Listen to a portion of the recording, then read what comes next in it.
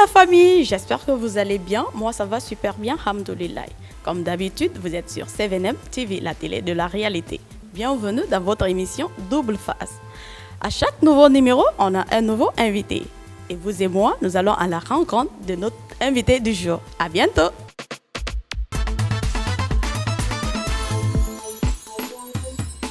Pour parler de notre invité, ses collaborateurs directs et proches amis ne vont pas dans la dentelle.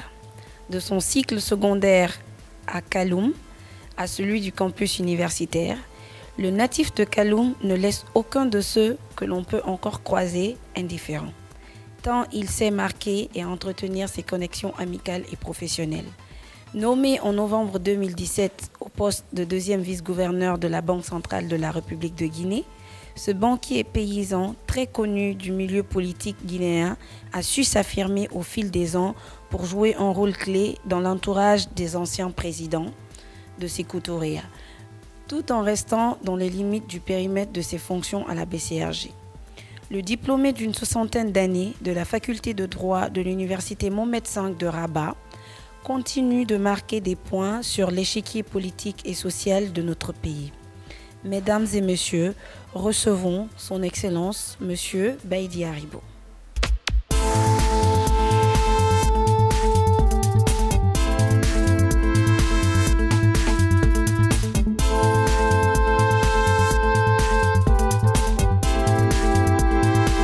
Bonjour Monsieur Baïdy Haribo. Bienvenue dans notre émission Double Face. Bonjour. Vous allez bien? Bien. D'accord.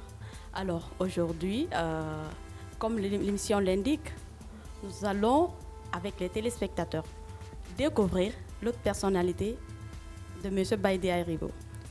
Nous allons vous poser quelques questions. Alors, on y va pour la première. Vous êtes prêts? Il n'y a pas de souci. Nous savons que vous êtes marié, oui. Vous avez une magnifique femme. Mais vous avez combien d'enfants? J'en ai 6. Ah oui, j'en ai 6. Des filles, des garçons? 2 filles, 4 garçons. Plus moi, hein? Bien sûr. Vous êtes ma fille préférée. Vous étiez dans le showbiz?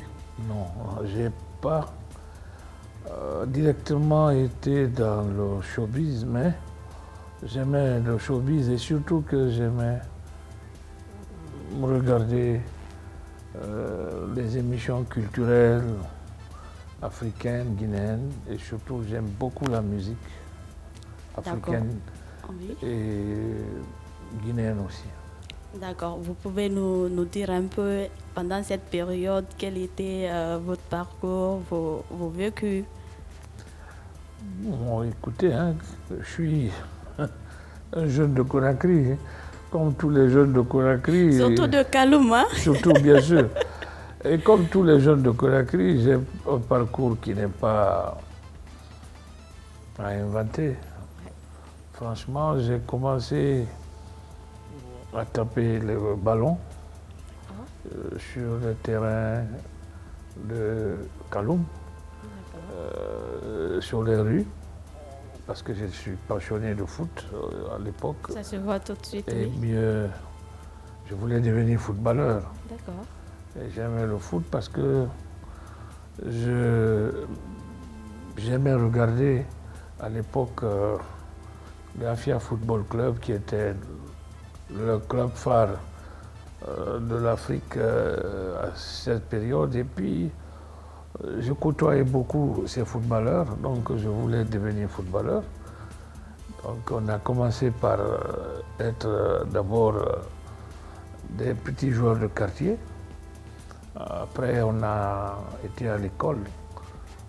J'ai commencé l'école primaire à l'école du centre, pour finir à l'école de Saint-Dervalia, actuelle Frédérico Mayor. D'accord.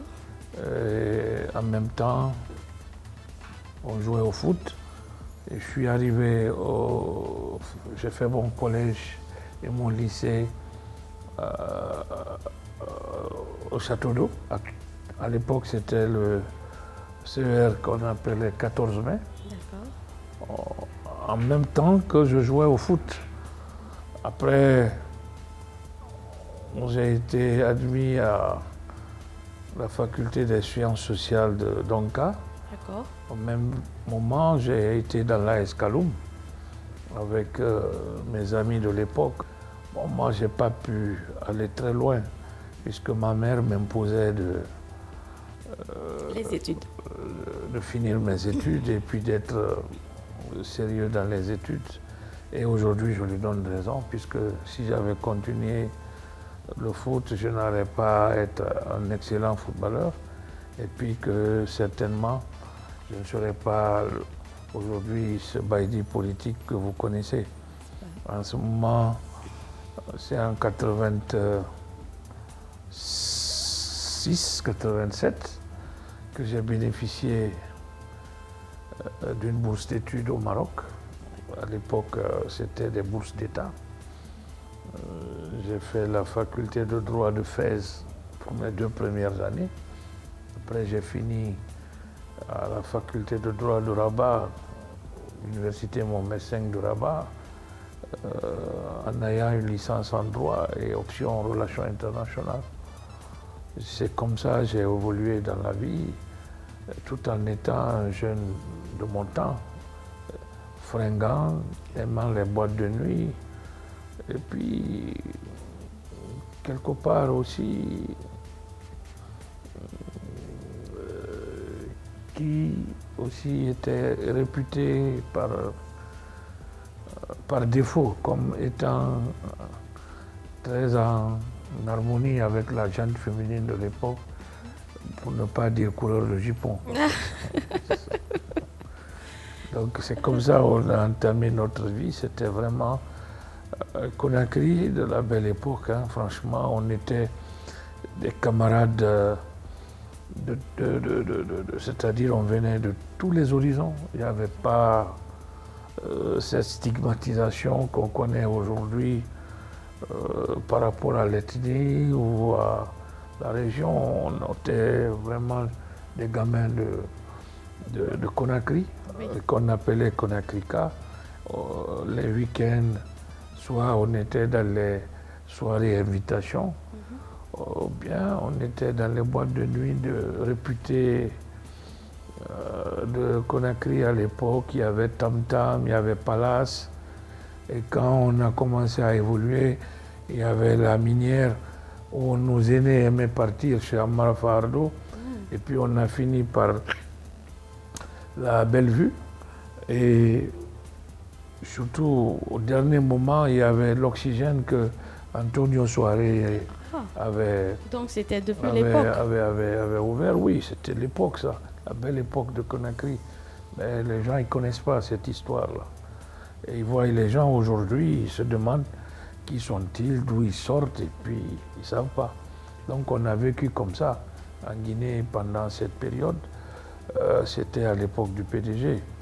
Et nous, on avait vraiment cette harmonie entre nous, malgré que nous, on avait nos papas et nos mamans qui étaient en prison au temps de Sékou, oui.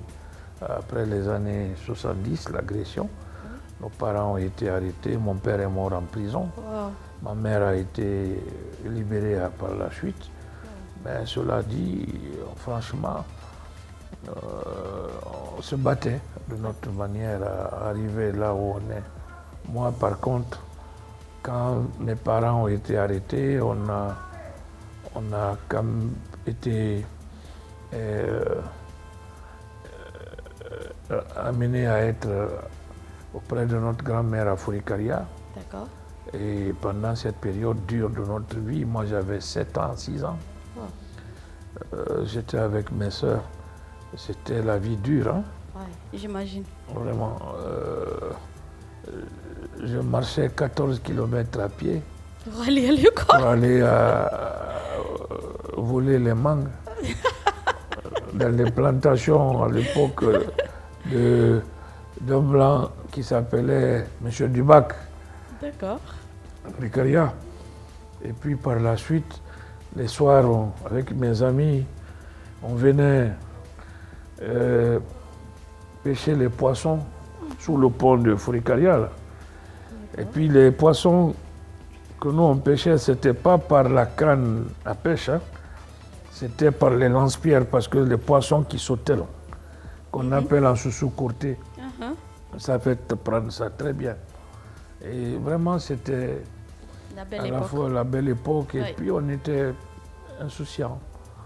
Et cela dit, on a gardé les bons souvenirs et les mauvais souvenirs de l'époque, parce que la vie en valait la peine. Et c'est comme ça que nous avons découvert maintenant l'extérieur du pays, quand on a été maintenant au Maroc comme étudiant. Vraiment, c'était la vie estudiantine aussi, avec beaucoup de nos camarades. Là-bas aussi, on jouait au foot pour le compte de l'association des Guinéens présents. On avait notre mini-coupe d'Afrique. On a été une fois champion. Et surtout que quand on venait d'arriver, il y avait aussi la famille de Sékou Touré qui était exilée là-bas. Et Maxime Camara, qui était mon idole, qui avait épousé Aminata Touré, la fille de Sékou, et qui était vraiment notre entraîneur. Et franchement, je dis encore une fois, il n'y avait pas cette haine, cette animosité. On était des Guinéens entre nous, malgré que chacun avait vraiment sa position. C'est comme ça qu'on a évolué. Quand j'ai fini mes études au Maroc en 92, je pense que c'était au mois de mai-juin, quand j'ai eu ma licence. Je suis resté un peu au Maroc pour voir est-ce que j'allais continuer les études pour le cycle supérieur. Mais finalement, en décembre, j'ai décidé de revenir en Guinée. Et puis, en décembre, je rentre. Janvier, février, je tombe sur un test à la Banque centrale. Et finalement, j'ai fait le test, j'ai été admis et à la Banque centrale en mars 1993. C'est là où j'ai commencé mon cursus professionnel. J'ai évolué au sein de la Banque centrale et gravité les échelons. Donc aujourd'hui, comme vous le constatez, je suis directeur général de grade. Et j'ai commencé par le plus bas niveau. Au niveau de la Banque centrale, je n'ai pas sauté.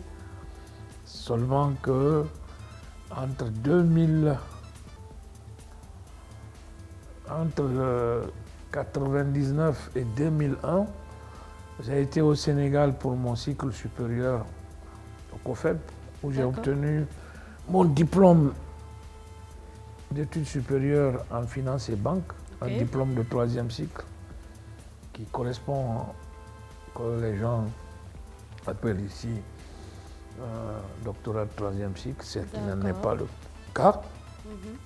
C'est un cycle supérieur que j'ai fait dans d'autres domaines, puisque j'étais dans le domaine qui n'était pas à proprement le droit, même si il y avait du droit dans le fonctionnement d'une banque centrale. On parlait beaucoup plus d'économie, de monnaie, et puis on parlait de finances. Donc j'ai été à Dakar pour me performer. J'ai eu mon diplôme en finance et banque. Et je suis revenu à la Banque centrale après 2 ans, presque 18 mois, je dis bien. Par la suite, j'ai été au cours du Fonds monétaire, la programmation financière. Après, j'ai été au cours de formation donnée par la Banque mondiale sur les ressources publiques. C'est ça qui m'a un peu permis de continuer à performer au sein de la Banque centrale en 2006-2007, après les événements connus en Guinée de 2006-2007, quand il y a eu la grève générale.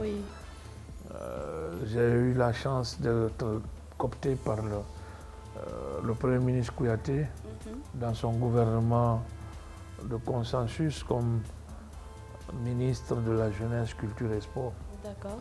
Et si, après, de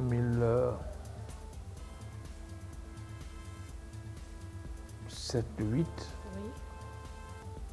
et il y a eu le décès du président Conté en 2008. D'accord. Par la suite, il y a eu le CNRD du capitaine Dadis et de Sekouba Konaté. Ok. C'était des amis. Ils m'ont aussi nommé à la tête de la Caisse de sécurité sociale. D'accord. De la Caisse de sécurité sociale de 2009 à 2010, on m'a encore nommé directeur général du fonds d'investissement minier. À l'époque, on l'appelait fonds minier. D'accord. Jusqu'à l'avènement des premières élections que le professeur Alpha Condé avait gagné. Et par la suite, j'ai pris un recul par rapport à la vie publique. Oui. Quand je suis revenu en 2011-2012, c'était en tant que politicien. Ouais. Et c'est ce qui m'a permis d'être élu comme député uninominal de Kaloum à l'Assemblée nationale. J'ai été membre du bureau exécutif de l'Assemblée nationale. À l'époque, il y avait le président Feu Kori Kouniano, que j'ai connu à la Banque centrale comme directeur. C'est Loudalin que j'ai connu à la Banque centrale comme directeur. Damaro du RPG que j'ai connu à la Banque centrale comme collègue. Ousmane Kaba, qui était aussi le fondateur de Kofi Annan, que j'ai connu à la Banque centrale comme directeur, ainsi de suite. Donc il y avait cette panoplie de politiciens avec lesquels j'avais fait déjà un long parcours au niveau de la Banque centrale et que j'ai retrouvé au sein de l'Assemblée entre 2012 jusqu'à 2017, novembre 2017, date à laquelle le président Alpha Condé m'a ramené à la banque comme vice-gouverneur en fonction. D'accord, justement. Vous avez une belle carrière politique, mais moi, je voudrais savoir comment vous avez embrassé la politique. Écoutez, j'ai embrassé la politique par passion. Hein. Vous savez, les gens pensent que il y a une fonction de politicien. Ou peut-être... C'est pas le cas, peut-être? Non, pas du tout. Pas du tout. C'est quoi la politique, en fait? Il y a une définition étymologique. D'accord. En deux mots, en grec, il y a police et tikos. Police, ça veut dire cité. Tikos, ça veut dire gestion. C'est-à-dire la gestion de la cité. À l'époque de la Grèce antique, les citoyens grecs se retrouvaient dans l'agora, l'agora qu'on appelait à l'époque lieu d'assemblée et de retrouvailles, pour parler de la cité, les problèmes réels de la cité. Donc dans ça, chacun venait donner son point de vue. Les poètes, philosophes venaient dire ce qu'ils pensaient de l'amélioration du fonctionnement de l'État, ceux qui étaient vraiment soumis à des lourds impôts comme les ouvriers ou les travailleurs. Chacun venait dire ce qu'il pensait pour améliorer un peu les conditions de vie des citoyens de la cité. C'est à peu près la même chose. Vous savez, quand tu dis par exemple à un commerçant tout à l'heure sa vision de son pays, il va te parler de tout, mais il te parlera de la politique des prix. Oui. Pour dire, bon, écoutez, nous sommes soumis à des sérieux problèmes à la douane, il y a un problème pour obtenir les devises, et puis nous avons des tracasseries policières sur les routes. Alors tout ça là nous permet de revoir les structures du prix et qui fait que nous arrivons, n'est-ce pas, à calculer que au produit on finish, c'est-à-dire on rentrait nos produits dans nos magasins à perte, donc on ajustait pour qu'on ait certains bénéfices. Ça, sa façon de faire la politique, ce qu'on appelle la politique des prix ou la politique de vendre sa marchandise. Tu prends un professeur à l'école, il te dira qu'il est mal payé et qu'il forme les cadres de demain et que l'État doit s'intéresser sur son cas. Ce qui est une réalité. Alors, ce monsieur te parle de la politique, mais en disant que son traitement et son pouvoir d'achat aujourd'hui ne lui donne pas, c'est-à-dire le mérite de prix qu'on lui fixe à la fin du mois. Donc là, souvent, il y a des problèmes parce qu'ils sont représentés dans des mouvements de corporation, comme on appelle les syndicalistes, qui revendiquent devant le gouvernement d'augmenter les prix, les salaires, de diminuer les prix, et ceci ou cela. C'est la politique des mouvements syndicaux. Et souvent, qui amène généralement à des remous dans le pays. Tout ça là réuni, ça s'appelle de la politique, au fond.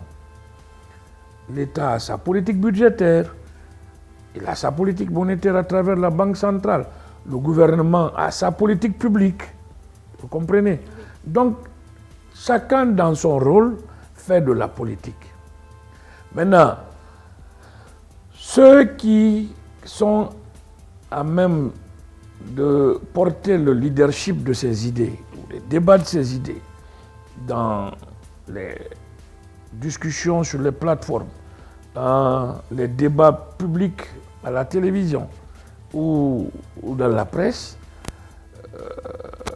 en ayant une vision autre que ceux qui dirigent ou en ayant la même vision que ceux qui dirigent, on les appelle les politiciens.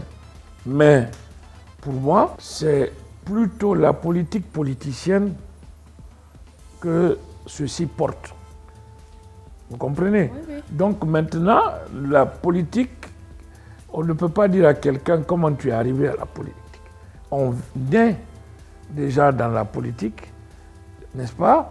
On grandit dans la politique, et puis, à un moment donné, quand tu as une idée qui concerne ton entourage, ton environnement, ton pays, mais tu as le droit de l'exprimer de manière libre.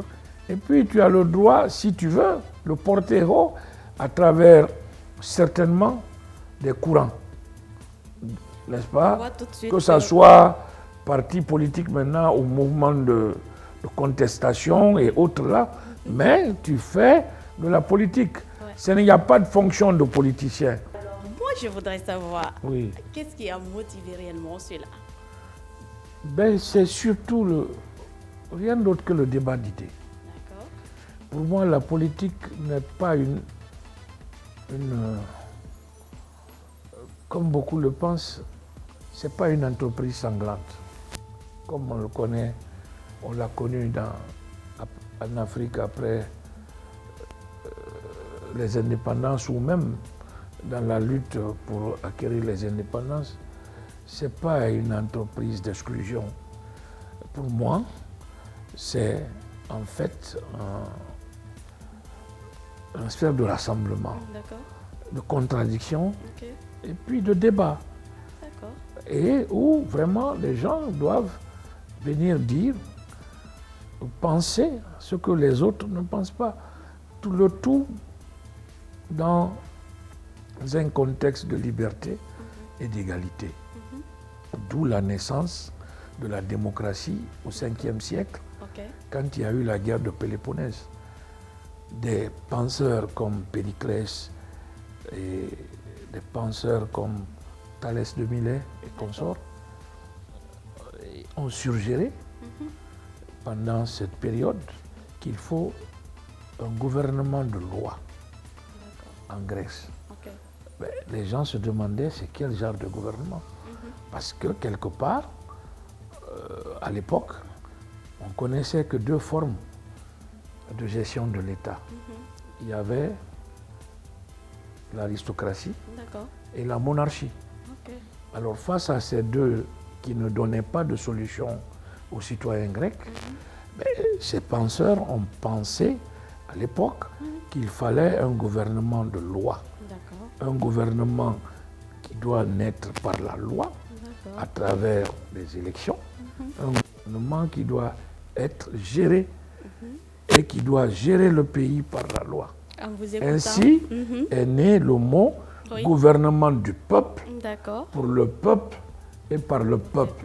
Et c'est ce que nous avons appelé par la suite démocratie, Oui. ou démos et kratos. Vous comprenez? Oui. Donc tout est lié.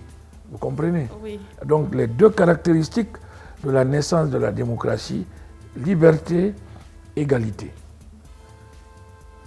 Tout ce qui s'inscrit dans ça, avec un débat fort et porteur des idées novatrices qui peuvent changer la vie des citoyens ou qui peuvent ramener vraiment l'harmonie dans la cité, qui s'appelle le politisme, était pour nous la meilleure chose qu'on puisse avoir comme forme de gouvernement et de gestion d'un État. Vous avez cette manière de parler de la politique qui donne envie de faire de la politique. Alors, à un moment, vous étiez hors du pays. Quels étaient vos sentiments, sachant que vous avez un amour fou pour ce pays? Oui, c'est la politique. Ah. La politique, vous savez, les gens, ils interprètent mal souvent quand quelqu'un décide de se mettre en réserve de la République. C'était normal, il y avait une suite logique à tout. On avait un coup d'État qui avait enlevé le gouvernement du président Alpha Condé, le gouvernement auquel on appartenait, bon, entre guillemets, à la Banque centrale. Nous, on n'était pas membre du gouvernement. Le gouverneur de la Banque centrale n'est pas membre du gouvernement. Bon, quand même, on appartenait au système Alpha. Et ceux qui sont arrivés ont décidé de changer complètement tout le monde qui appartenait à ce système. Et on n'avait rien à faire ici. Quand je dis rien à faire, on pouvait rester au pays, certainement aller nous asseoir au village. On pouvait peut-être rester aussi au pays et essayer de se regrouper ou certainement avoir autre chose à faire. Mais particulièrement, en ce qui me concerne moi, il y avait 2 ans de congé que le choix m'a offert pour, après mes fonctions de vice-gouverneur, de ne pas faire quoi que ce soit. Alors j'en ai profité pour aller auprès de mes enfants. D'accord. Et puis, pendant cette période flottante, je me suis formé, j'ai beaucoup lu, j'ai beaucoup voyagé, j'ai beaucoup appris. Et j'ai élargi mes réseaux et mon carnet d'adresses. Et quand les 2 ans sont terminés, à la Banque centrale, c'est la loi qui le dit, à travers ses statuts, on doit reprendre ou ne pas reprendre, c'est-à-dire soit demander la disponibilité ou démissionner. Alors donc, j'ai décidé de revenir et recommencer. D'accord. Voilà. Tout le monde dit, tonton Baïdi est humble. Ah. Y a-t-il une histoire derrière cette humilité? La naissance. Oui. La naissance. D'accord. Quand on est par atavisme, c'est un comportement né de l'éducation reçue par les parents. J'ai vécu auprès, pas mon père que j'ai vu peu, mais ma mère. C'était une femme formidable. Je pense que c'est la meilleure femme au monde. Elle m'a éduqué, elle m'a appris à vivre dans un monde difficile parce que mon père était planteur. Mon père était l'un des plus grands planteurs de ce pays avant l'indépendance. D'accord. Et c'est un homme qui a beaucoup aidé son pays. D'abord, il était compagnon de l'indépendance. Il a implanté le PDG dans le Moria à l'époque, avant l'indépendance. Et puis, avec ma mère, elles étaient parmi les femmes de Kaloum et les citoyens de Kaloum à l'époque qui ont porté le nom du 28 septembre. D'accord. Donc, en tant que telle, elle m'a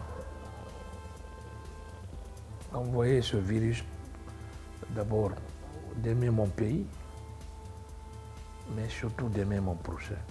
D'accord. Et en m'inculquant aussi les traditions et les bases de la religion qui devraient consacrer tout à moi et qui allait ouvrir, n'est-ce pas, mon esprit à ce qu'on appelle la considération de l'humain, le respect de l'humain et surtout l'amour du prochain. Cela dit, c'est là où j'ai eu ce virus-là, humble. Moi, je ne pense pas. L'humilité ne s'acquiert pas. Ça se cultive, effectivement. On peut être riche, ne pas être humble, Oui. comme on peut être humble et riche, ou être humble et ne pas être riche. Ouais, tout à fait. L'essentiel est de savoir donner de soi-même à son entourage et, n'est-ce pas, à ses prochains. C'est ce que j'essaye de faire en copiant beaucoup chez ma mère. Ma mère, elle m'arrivait de me priver à manger, franchement, parce que quand elle préparait, beaucoup de monde venait manger chez nous. D'accord. À un moment donné, pendant que nous étions à l'école, elle pouvait prendre nos repas à nous, donner aux gens. On pouvait rester sans manger jusqu'au soir. Je comprends mieux. Eux, ça continue à se faire chez vous. Voilà, effectivement, c'est une tradition. C'est pourquoi je dis que c'était une femme extraordinaire que j'ai perdue au moment où vraiment je commençais à exceller dans la vie. Et ça, quand je parle d'elle, paix à son âme. Oui, ça me marque et j'ai des larmes. Souvent, je n'aime pas du tout, je n'aime pas du tout parler. Je passe plus de temps à prier pour elle que de parler d'elle. Parce que là où elle est, je pense qu'elle continuera encore. Elle est très fière, sûrement. Ou surtout qu'elle continue à regarder ses enfants et ses petits-enfants. Et souvent, les gens me demandent pourquoi tu aimes trop ta première fille. Elle est presque la même. D'accord. C'est par sa taille, sa façon d'être. Je la vois à travers. Quoi. Ah, d'accord. Voilà. Ok. Alors, ne soyez pas triste. De là où elle est très fière de vous. Quelles sont vos ambitions politiques? Mon ambition. Parce qu'en politique, souvent les gens se trompent du mot ambition. Quand on rentre en politique, on n'a pas d'ambition. Ah oui? On a des souhaits et des objectifs. Oui. ton souhait, c'est de faire en sorte que tes idées triomphent. Oui. Surtout que ce soit des idées novatrices qui vont dans le sens d'améliorer les conditions de vie de tes prochains. Surtout moi, mon combat, honnêtement, ça a été toujours changer la vie des autres, apporter plus aux autres et surtout aider la majorité à se qualifier davantage parce qu'on ne peut pas aider tout le monde. Et vous le faites bien. Et honnêtement, je pense que ça doit être le combat de chacun. Si demain, vous me demandez quelle ambition j'ai, honnêtement, c'est de rendre ce pays le plus démocratiquement possible. Honnêtement, renforcer la démocratie à travers ces critères de loi égalitaire, à travers ces critères de liberté au profit de tout le monde, liberté publique et liberté individuelle. D'accord.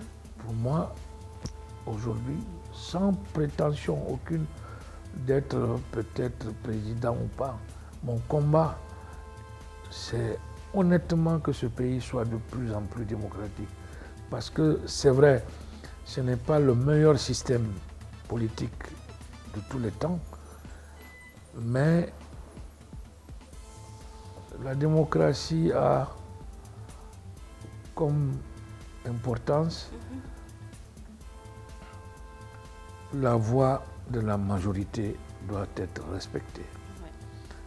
Deux, les lois du pays doivent être respectées. Trois, c'est un système où l'arbitraire n'a pas sa raison d'être puisque tout le monde doit normalement être égaux devant la loi.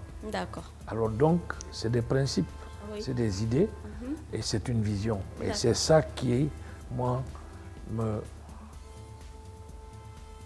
motive le plus en termes de combat politique. Si vous devez vous adresser au Baïdi de 2014, qu'est-ce que vous l'aurez dit?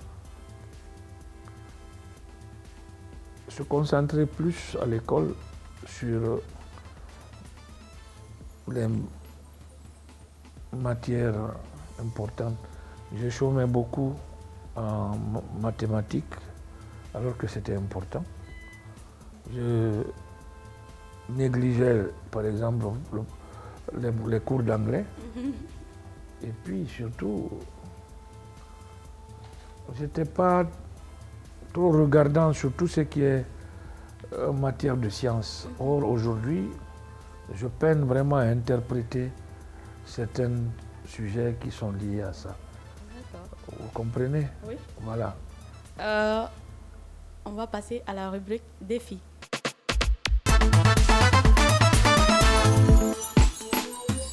C'est ma partie préférée. Alors moi, je vais vous donner des phrases en français que vous allez traduire en bon soussou. Français soussou, d'accord. La vie est faite d'injustice et d'inégalité. Duniyar giri khanima yomaya anum sérieux kanafena fukui. Le Kaloupka, ok. Deuxième phrase. L'excellence doit être une habitude et non une simple action.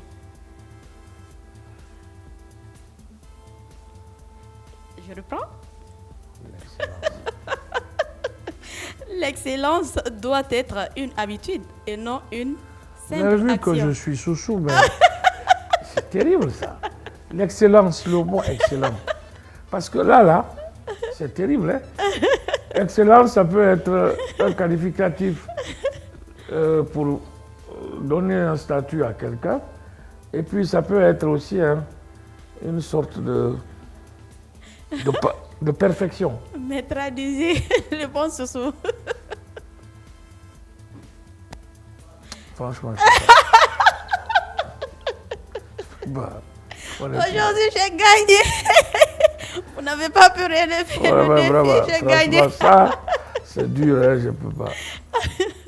Alors, ok. Et en malinké alors? Oh, c'est bon. C'est pire. J'ai pas pu. Alors, malinké, lui arrêter. Et Yomaya, Ani.